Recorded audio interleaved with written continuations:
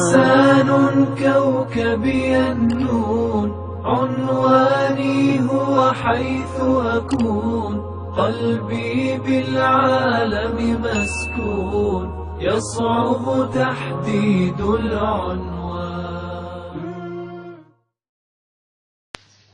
السلام علیکم ورحمۃ اللہ وبرکاتہ.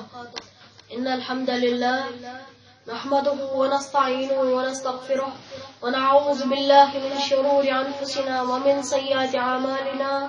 من يهد الله فلا مضل له ومن يضلل فلا هادي له.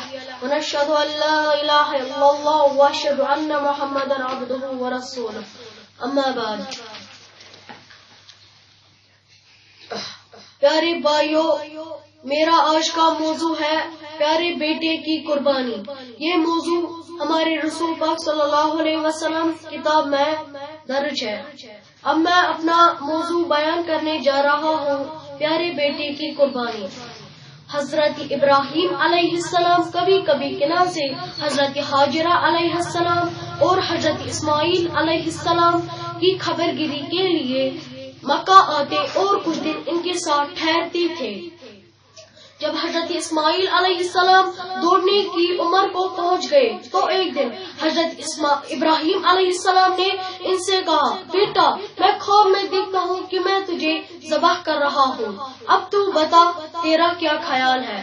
حضرت اسماعیل علیہ السلام نے کہا، ابا جان جو آپ کو حکم آیا ہے وہ آپ کر ڈالیے، امید ہے انشاءاللہ آپ مجھے صبر کرنے والوں میں سے پائیں گے.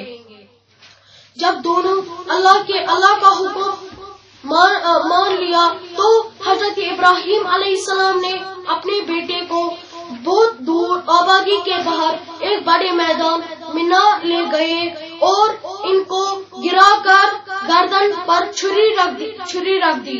تو غیب سے اللہ نے پکارا، اے ابراہیم علیہ السلام، تو نے ایک خواب سچ کر دکھایا، یہ تو ایک کھلی آزمائش تھی.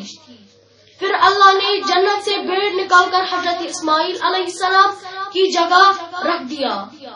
پھر حضرت ابراہیم علیہ السلام نے اس بھیڑ کو قربان کر دیا. پیارے بھائیوں، اسی وجہ سے ہم حضرت ابراہیم علیہ السلام کی یاد میں اللہ کی راہ میں قربانی کرتے ہیں. السلام علیکم ورحمۃ اللہ وبرکاتہ.